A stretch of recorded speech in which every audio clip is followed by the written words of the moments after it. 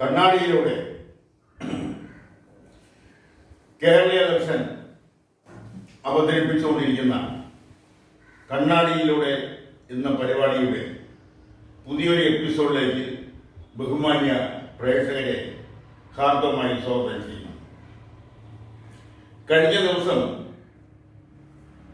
കേരള സർക്കാർ പ്രഖ്യാപിച്ച ചില ആനുകൂല്യങ്ങൾ, അതിലെന്തൊക്കെ പോരായ്മകളുണ്ടെങ്കിലും അതിലെന്തൊക്കെ വിമർശനാത്മകമായ കാര്യങ്ങളുണ്ടെങ്കിലും കേരളത്തിലെ അതിദാരിദ്ര്യം അനുഭവിക്കുന്ന, അതോടൊപ്പം തന്നെ ദാരിദ്ര്യം അനുഭവിക്കുന്ന കുടുംബങ്ങളെ സംബന്ധിച്ചിടത്തോളം, ആ കുടുംബങ്ങളിൽ ഉള്ള അംഗങ്ങളെ സംബന്ധിച്ചിടത്തോളം, വയോധികരെ സംബന്ധിച്ചിടത്തോളം ആശ്വാസകരമാണ്. നവംബർ 1 കേരള പ്രവചനത്തിൽ കേരളം അതിദരിദ്ര രേഖയിൽ നിന്നും മാറ്റി അതിദരിദ്രയില്ലാത്ത സംസ്ഥാനമായി പ്രഖ്യാപിക്കുന്നതിൻ്റെ മുന്നോടിയായിട്ടാണ് കഴിഞ്ഞ ദിവസം ഈ പ്രഖ്യാപനങ്ങൾ മുഖ്യമന്ത്രി തന്നെ നേരിട്ട് നടത്തിയത്. അതിൽ പറയുന്ന പല കാര്യങ്ങളും ആശ്വാസകരമാണ്. വയോധികർക്ക് 2500 രൂപ പെൻഷൻ, ക്ഷേമ പെൻഷൻ നൽകുമെന്ന് പ്രകടന പത്രികയിൽ പറഞ്ഞിരുന്ന കാര്യമാണ്. എന്നാൽ അതിൽ നിന്ന് 400 രൂപ കൂട്ടി 2000 രൂപയാക്കി. പ്രകടന പത്രികയിൽ പറഞ്ഞിട്ടുള്ളത് പാലിച്ചില്ല. അത് ഇനിയും സമയമുണ്ട് പാലിക്കാൻ. അതോടൊപ്പം തന്നെ മറ്റു മേഖലകളിൽ വീട്ടമ്മമാർക്ക് 1000 രൂപ അനുവദിച്ചത്, സാങ്കേതിക വിദ്യാഭ്യാസം നടത്തുന്ന വിദ്യാർത്ഥികൾക്ക് സ്കോളർഷിപ്പ് എന്ന പേരിൽ, കണക്ട് വർക്ക് സ്കോളർഷിപ്പ് എന്ന പേരിൽ അനുവദിച്ച 1000 രൂപ, അതുപോലെ തന്നെ മറ്റ് പല മേഖലകളിലും അനുവദിച്ചിരിക്കുന്ന പുതിയ ആനുകൂല്യങ്ങൾ, അത് എത്രത്തോളം കുറവുണ്ടെങ്കിലും അത് എത്രത്തോളം പോരായ്മകളുണ്ടെങ്കിലും ഒരു പരിധിവരെ അത് ആശ്വാസകരമാണ്. വീട്ടമ്മമാർക്ക് 1000 രൂപ 35 വയസ്സ് മുതൽ 60 വയസ്സ്, 35 വയസ്സ് മുതൽ 60 വയസ്സ് വരെയുള്ള സ്ത്രീകൾക്ക് 1000 രൂപ അനുവദിച്ചത്. കാരണം 60 വയസ്സ് തികയുമ്പോൾ അവർക്ക് വാർദ്ധക്യകാല പെൻഷൻ കിട്ടും. അതിനു മുമ്പായി അനുവദിച്ചത് ആശ്വാസകരമാണ്. പ്രത്യേകിച്ചും കുടുംബത്തിന്റെ ചെലവുകൾ, കുടുംബത്തിന്റെ കാര്യങ്ങൾ, ആ കാര്യങ്ങളെല്ലാം എടുത്തുകൊണ്ട് കുടുംബത്തിലെ രണ്ടറ്റവും ഒരുമിപ്പിക്കുന്നതിന് വേണ്ടി പാടുപെടുന്നത്, ബുദ്ധിമുട്ടുന്നത് വീട്ടിലെ സ്ത്രീകളാണ്. അവർക്ക് മാസം തോറും അനുവദിച്ചിരിക്കുന്ന 1000 രൂപ അതിലെ പോരായ്മകളൊക്കെ മാറ്റി നിർത്തിക്കൊണ്ടത് ആശ്വാസകരമാണ്. അതോടൊപ്പം തന്നെ മറ്റൊരു കാര്യം എടുത്തു പറയേണ്ടത്, കഴിഞ്ഞ 266 ദിവസമായി സെക്രട്ടേറിയറ്റിന്റെ മുന്നിൽ സമരം നടത്തുന്ന ആശാവർക്കർമാരുടെ കാര്യത്തെക്കുറിച്ചാണ്. ആശാവർക്കർമാർക്കും 1000 രൂപ അനുവദിച്ചിരിക്കുന്നു. അത് വിവിധ കൂടിയാലോചനകൾക്ക് ശേഷം അവർ സമരം പിൻവലിച്ചതായി ഇന്ന് പ്രഖ്യാപിച്ചിരിക്കുന്നു. ആ പ്രഖ്യാപനം അവരുടെ സമരത്തിന്റെ ഫലമായി ലഭിച്ചതാണ് എന്നവർ അവകാശപ്പെടുന്നു. അവർക്ക് 1000 രൂപ വർദ്ധിപ്പിക്കാൻ സർക്കാർ തീരുമാനിച്ചത് അവർ സമരം ചെയ്തത് കൊണ്ടല്ല എന്ന ധ്വനി സർക്കാരിന്റെ ഭാഗത്തു നിന്നുണ്ടായി. എങ്കിലും അവിടെ സമരം ചെയ്തുകൊണ്ടാണെന്ന് വരുത്തി തീർക്കുന്നതിൽ സർക്കാരിന് വിരോധമില്ല. എന്തായാലും ഈ സമരങ്ങൾ ഈ സമരങ്ങളുടെ പിന്നിൽ ഒരു ചെറിയ കമ്മ്യൂണിസ്റ്റ് പാർട്ടി ഉണ്ടായിരുന്നു, SUCI എന്ന് പറയുന്ന ഒരു കമ്മ്യൂണിസ്റ്റ് പാർട്ടി ഉണ്ടായിരുന്നത് കൊണ്ടാണ് ഈ സമരത്തെ ഒത്തുതീർപ്പാക്കുന്നതിൽ നിന്നും സർക്കാർ പിന്തിരിഞ്ഞു നിന്നത് എന്ന ഒരു ആക്ഷേപം ഈ സമരത്തിന്റെ കാലം തൊട്ട് ഉണ്ടായിരുന്നു. അത് എന്തു തന്നെയായാലും ചിലപ്പോൾ അത് ശരിയാവാം, അല്ലെങ്കിൽ അത് ഭാഗികമായി ശരിയാവാം. എങ്ങനെ ആയാലും അവർക്കിപ്പോൾ ലഭിച്ചിരിക്കുന്ന 1000 രൂപ, ആദ്യം ആ 1000 രൂപയിൽ അവർ സമരം പിൻവലിക്കില്ല എന്ന് പ്രഖ്യാപിച്ചിരുന്നുവെങ്കിൽ ഇപ്പോൾ അവർ സമരം പിൻവലിച്ചത് പൊതുവിൽ അതും ആശ്വാസകരമാണ്. അപ്പോൾ എല്ലാം കൊണ്ടും അവർക്ക് ഇനിയും ഓണറേറിയം വർദ്ധിപ്പിക്കുന്നതിനെ കുറിച്ച്, അല്ലെങ്കിൽ കേന്ദ്ര ഫണ്ട് വരുന്നത് അനുസരിച്ച് ഓണറേറിയം ഇനിയും വർദ്ധിപ്പിക്കുമെന്നാണ് സർക്കാർ പറഞ്ഞിട്ടുള്ളത്. അതുപോലെ തന്നെ കെട്ടിടം നിർമ്മിക്കുന്നതിനുള്ള ദൂരപരിധിയിൽ ഇളവ് നൽകിയത് 2 സെന്റ് ഭൂമിയുള്ളവർക്കും കെട്ടിടം വയ്ക്കുന്നതിനുള്ള പെർമിറ്റ് നൽകുന്നതിനുള്ള തീരുമാനമൊക്കെ വളരെ സ്വാഗതാർഹമാണ്. ഇതിൻ്റെയൊക്കെ പിന്നിൽ ഇപ്പോൾ പടിവാതിക്കൽ നിൽക്കുന്ന തദ്ദേശീയ സ്വയംഭരണ സ്ഥാപനങ്ങളിലേക്കുള്ള തിരഞ്ഞെടുപ്പ് ആണ് എങ്കിലും അതിനുശേഷം വരുന്ന നിയമസഭയിലേക്കുള്ള പൊതു തിരഞ്ഞെടുപ്പ്, ഇതൊക്കെയാണ് ഇതിന്റെ പിന്നിൽ ഉള്ളത് എന്ന് വരിലും ഈ പ്രഖ്യാപിച്ചിരിക്കുന്നത് ഈ നവംബർ മാസം തൊട്ട് തന്നെ 1 or 2 എണ്ണം ഒഴിച്ച് മറ്റെല്ലാം നവംബർ മാസം തൊട്ട് തന്നെ കൊടുക്കാൻ കഴിയും എന്ന നിലയിലേക്കാണ് കാര്യങ്ങൾ എത്തപ്പെട്ടിരിക്കുന്നത്. പിന്നീട് എടുത്തു പറയേണ്ടുന്ന ഒരു പ്രധാനപ്പെട്ട കാര്യം എന്ന് പറയുന്നത് PMശ്രീയെ കുറിച്ചാണ്. PMശ്രീ മരവിപ്പിച്ചിരിക്കുന്നു.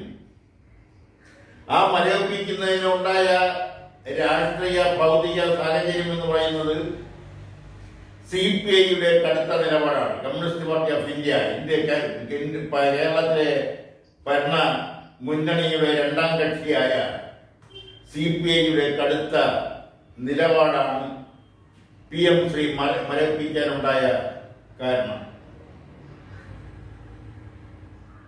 PMശ്രീയുമായി മുന്നോട്ട് പോകാൻ സർക്കാർ തീരുമാനിച്ചതാണ്.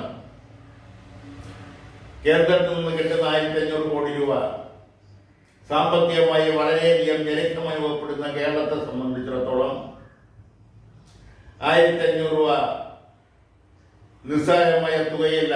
1500 രൂപ കൊണ്ട് വിദ്യാഭ്യാസ മേഖലയിലെ വികസന പ്രവർത്തനങ്ങൾ, ദേശീയ വിദ്യാ സ്ഥാപനങ്ങളിൽ എന്ന പോലെ കേരളത്തിലെ വിദ്യാഭ്യാസ സ്ഥാപനങ്ങളുടെ നിലവാരം ഉയർത്തി കൊണ്ടുവരുന്നതിന് ഉതകുന്നതായിരുന്നു ഈ 1500 രൂപ.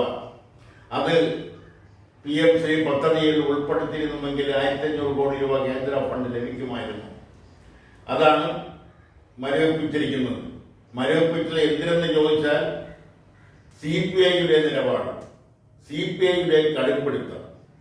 ഇവിടെ എടുത്തു ചോദിക്കേണ്ടുന്ന മറ്റൊരു കാര്യം, ഈ CPIയുടെ നേതാക്കന്മാരിൽ അവരുടെ മക്കളിൽ എത്ര പേര് നവോദയ സ്കൂളിലും കേന്ദ്രീയ വിദ്യാലയങ്ങളിലും പഠിക്കുന്നുണ്ട് എന്നതിനെ കുറിച്ചൊരു കണക്കെടുത്താൽ അത് വളരെ വിചിത്രമായിരിക്കും.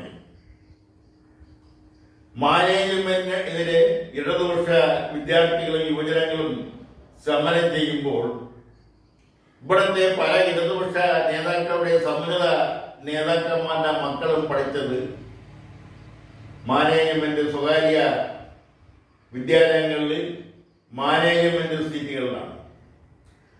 അതിൽ എടുത്തു പറയേണ്ടുന്ന ഒരു കാര്യം എന്ന് പറയുന്നത് അന്ന് ഇവിടെ വളരെയധികം സംഘർഷാത്മകമായ അന്തരീക്ഷം സൃഷ്ടിച്ച സ്വകാര്യ മാനേജ്മെന്റിന്റെയുള്ള സമരം,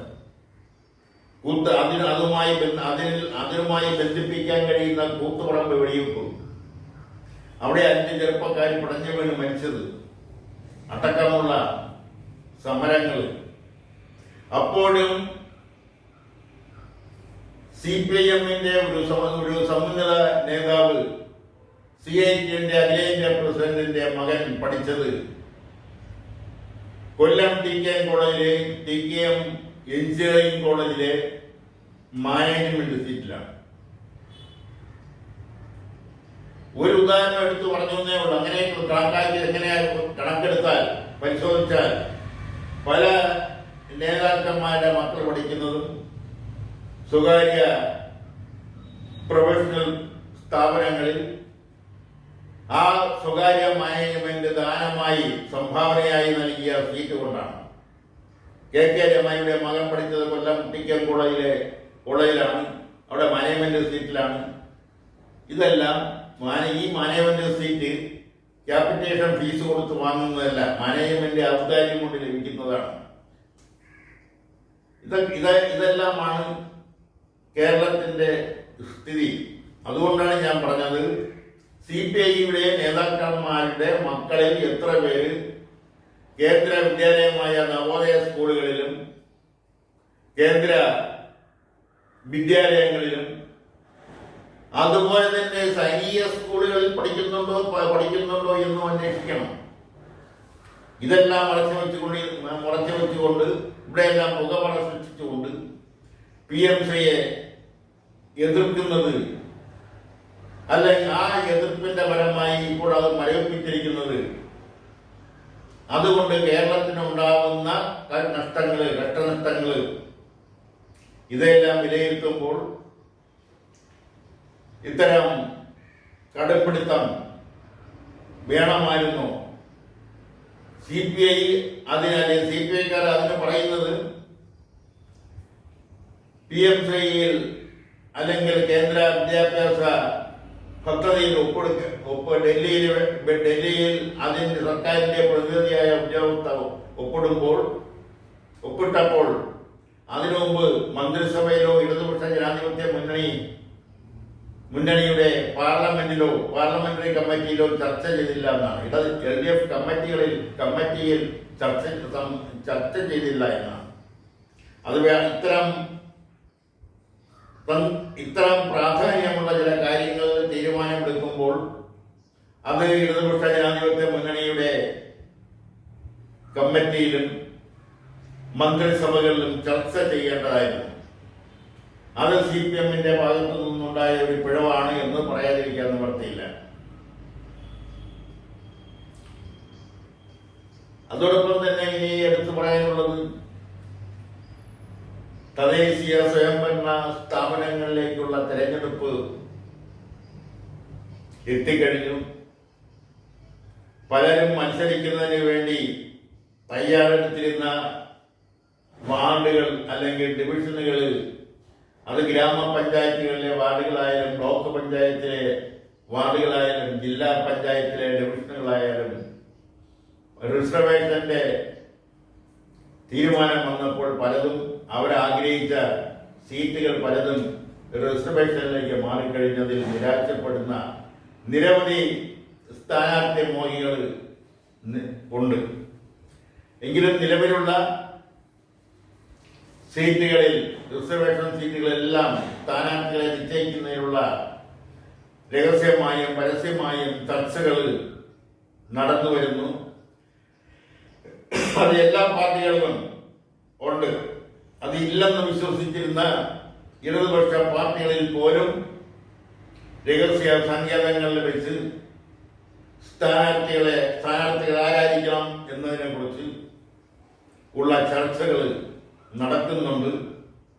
അതോടൊപ്പം തന്നെ BJP-യുടെ സ്ഥാനാർത്ഥികളെ നിശ്ചയിക്കുന്നതിന്, അത് BJP സ്ഥാനാർത്ഥികളെ നിശ്ചയിക്കുന്നതിനുള്ള അഭിപ്രായ ഭിന്നത കണക്കിലെടുത്ത്, അല്ലെങ്കിൽ അഭിപ്രായ ഭിന്നത ഉണ്ടാവും എന്നത് മുൻകൂട്ടി കണ്ടുകൊണ്ട്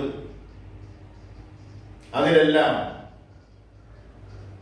സംഘപരിവാർ ഇടപെട്ടിരിക്കുന്നു, RSS ഇടപെട്ടിരിക്കുന്നു. BJP-യുടെ എല്ലാ ഘടകങ്ങളിലും, സ്ഥാനാർത്ഥികളെ നിശ്ചയിക്കുന്ന ഘടകങ്ങളിലെല്ലാം അവരുടെ ഒരു പ്രതിനിധി പ്രതിനിധിയെ നിശ്ചയിച്ചിരിക്കുന്നു. ആ പ്രതിനിധിയെ നിശ്ചയിക്കുമ്പോഴും നേരിട്ട് തെരഞ്ഞെടുപ്പിൽ മത്സരിക്കുന്നില്ല എന്നുള്ള തീരുമാനവും RSSന്റെ ഭാഗത്തു നിന്നുണ്ടായിട്ടുണ്ട്. അതുകൊണ്ട് BJPയെ സംബന്ധിച്ചിടത്തോളം അവിടെ സ്ഥാനാർത്ഥി നിർണയം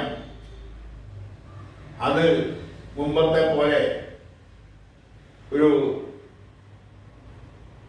ബഹളം ഉണ്ടാക്കി തീരുമാനമെടുക്കാൻ കഴിയില്ല എന്നുള്ളതും ഉറപ്പ് ആയിരിക്കുന്നു. എന്തായാലും തദ്ദേശീയ തിരഞ്ഞെടുപ്പ് വരാൻ പോകുന്ന അല്ലെങ്കിൽ ഏതാനും മാസങ്ങൾ കഴിഞ്ഞ് വരാൻ പോകുന്ന പൊതു തിരഞ്ഞെടുപ്പിലേക്കുള്ള ഒരു പാലം ആയിരിക്കും അത്.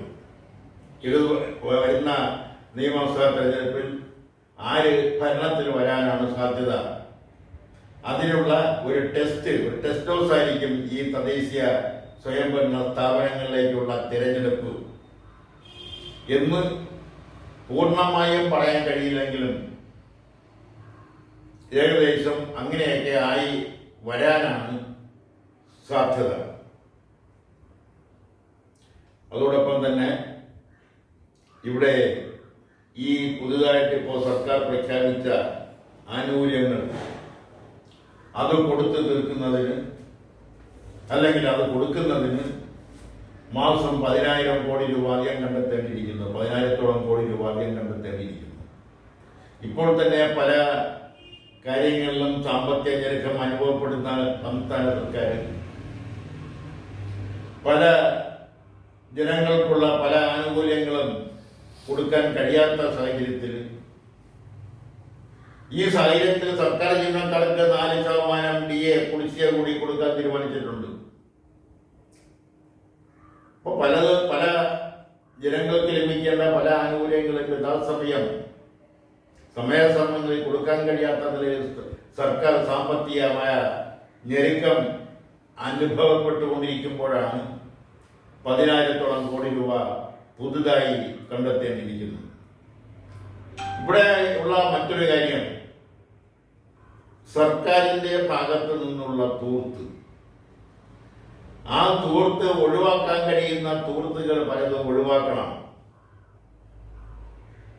ചെറിയ ഒരു ഉദാഹരണം എന്ന് പറയുന്നത്, ഇപ്പോൾ വടക്കൻ ജില്ലകളിൽ നിന്ന് കാസർഗോഡ് കണ്ണൂരിൽ അതുമല്ലെങ്കിൽ വയനാട്ടിൽ കോഴിക്കോട് പാലക്കാട് ഒരു പഞ്ചായത്ത് പ്രസിഡന്റ്, ഒരു ഗ്രാമപഞ്ചായത്ത് പ്രസിഡന്റ്, ഒരു ബ്ലോക്ക് പഞ്ചായത്ത് പ്രസിഡന്റ്, അവര് തിരുവനന്തപുരത്ത് എന്തെങ്കിലും ആ പ്രസിഡന്റിന് ഔദ്യോഗികമായി തിരുവനന്തപുരത്ത് എന്തെങ്കിലും കാര്യത്തിന് വരേണ്ടതുണ്ടെങ്കിൽ ട്രെയിൻ മാർഗം വരാവുന്നതേ ഉള്ളൂ.